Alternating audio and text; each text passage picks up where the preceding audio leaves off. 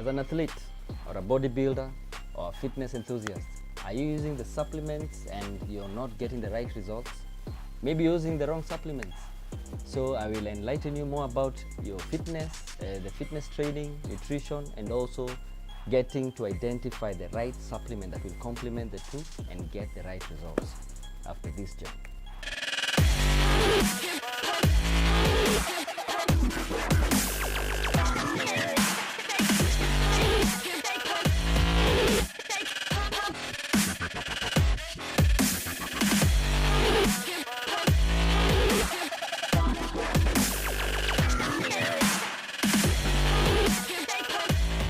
Now, being a fitness person, I like to focus on the active individuals. So the active individuals, I would like to call them hybrids. So in this case, when you're active, just like I said, your equation needs to balance. You're using a lot of energy, so you need to fuel more. It's like comparing two cars. One, let's say, is an Uber, it's a PSV, a public service vehicle, and the other one is a private or a personal vehicle. A personal vehicle will go to work in the morning, get packed. In the evening, it will go back home, stay packed. When you're driving or when you're handling a public service vehicle, or in our case an Uber, you're always doing rounds in the course of the day. There'll be more tend wear. At the end of the day, you'll need to fuel more. So when it comes to servicing, the change of oil and the fluids or the lubes, you'll not treat these two cars the same. So the same way you'll get, there's an individual who's active and that one that is not active. When it comes to their meals, they should not be the same. So if you're an active individual and still eating 3 meals in a day, you have gotten it wrong. Your body needs more carbs, carbohydrates, that's where you get your energy from. Your body needs more protein to help in recovery of your muscles, to help in repair of your muscle tissue, and also in building your muscle tissue so that it can support that activity. And also as well, there is more movement of your joints, so you need to make sure you lubricate more and take good care of your body. So in this case, what I want to focus on is the bit that I told you. Diet is 80% of the results you'll get. People get to this crossroads that they are trying to get the maximum results, and at the same time, when you look at your food, you're trying to get the maximum nutrients that you can get from your food, but there will always be a shortfall because there will always be a deficiency. You cannot, and because you'll be forced to eat more meals in a day. And when you look at the way our bodies were created, your body, when you eat anything, your body will take 3 to 4 hours to break down food. So when you take 3 to 4 hours to break down food, there's also the fatigue that comes along with it. And that's why when you eat, you will feel sleepy. So there's that fatigue. So, and that's why supplements were invented.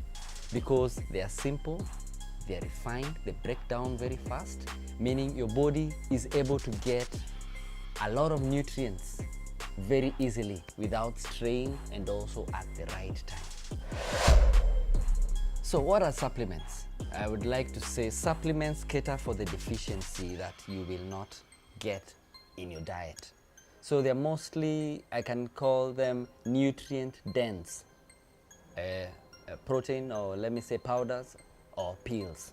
So when you decide to take supplements, in short, what I'm trying to say, you will get you will have that edge. You will be able to get more nutrients streaming into your body as compared to somebody who's not consuming supplements, meaning you're able to get to your goal faster because you'll be able to build more muscle, you're able to recover faster from your workouts, and at the end of the day, you're able to get that output, the energy that you need to stimulate your muscles to grow.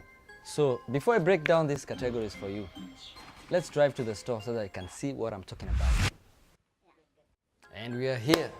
Yes, I decided to rush to the store so that you guys can see what we're exactly talking about. So yes, I had mentioned to you that supplements, I usually categorize them into 4. Mass gainers, muscle builders, fat burners, and performance optimizers. So mass gainers, what are these? Mass gainers, what they usually have, they've got everything. They've got carbohydrates, they've got protein, they've got vitamins, they've got a little bit of fats, and they're basically high in calories. So because mass gainers they work towards helping an individual gain weight, just the same way somebody who wants to lose weight, they usually advised to go to the gym and burn calories. Mass gainers usually do the reverse. They help you load those calories. So if you're the individual who's already ripped and wants to add that bulk, or you're a hard gainer trying to get that mass gainers are what you should look for. The next category here is the muscle builders. Muscle builders, I also profile them into two. The muscle builders that help you accumulate some mass, and the muscle builders that are basically good for toning and conditioning. The muscle builders that help you accumulate some mass, they're usually the protein shakes, because they're slightly higher in calories, they've got a little bit of carbs, but mostly, let me just say, they're similar to the mass gainers. The only difference is that the profile changes in terms of the ratio of the carbohydrates and protein, sorry. So for the muscle builders, they're high in protein, lower in carbohydrates, while the mass gainers, it's high in carb and lower in protein. So when I profile the muscle builders, the ones that are usually good for toning and conditioning, we call them amino acids, or the BCAAs, for those who want to have something that will help them prevent the muscle loss. And for those who want to add some bulk while building muscle, I usually advise them to take the protein shakes, which are now the whey proteins, the casein, the plant proteins, what have you. So the third category here is the fat burners. Fat burners, they usually help you to break down the stored fat. So when I look at the fat burners, I also profile them into two. There are people who have a lot of fat, their fat percentage is high, and they want to lose weight through breaking down this fat. So I usually advise them to target the aggressive fat burners, which are usually caffeine based, highly concentrated with caffeine. So while I think in our next video, when I'm looking at product per product, I'll help you identify these aggressive fat burners and their disclaimer, or let me say their preset conditions, what you should look for before you start taking these fat burners, because they have a lot of let me say preset conditions. You're not supposed to have things like diabetes, blood pressure, and what have you, but I'll break down that for you later. So the other fat burners, they are usually, let me say, mild but effective. So these ones are suitable for those guys who want to tone and condition. So if you want to tone and condition, that means you don't have a lot of body fat. You cannot tone and condition when you have a fat percentage of 30+%. So people want to tone and condition, you should be around 16 or maybe 20 or 18, 15. You have a little fat, but you just want to know, you want to get rid of that fat. So basically you're just trimming and farming your body. So those kind of fat burners, the fat burners are usually amino based. They either have something like something called CLA, or that's conjugated linoleic acid, or the carnitine.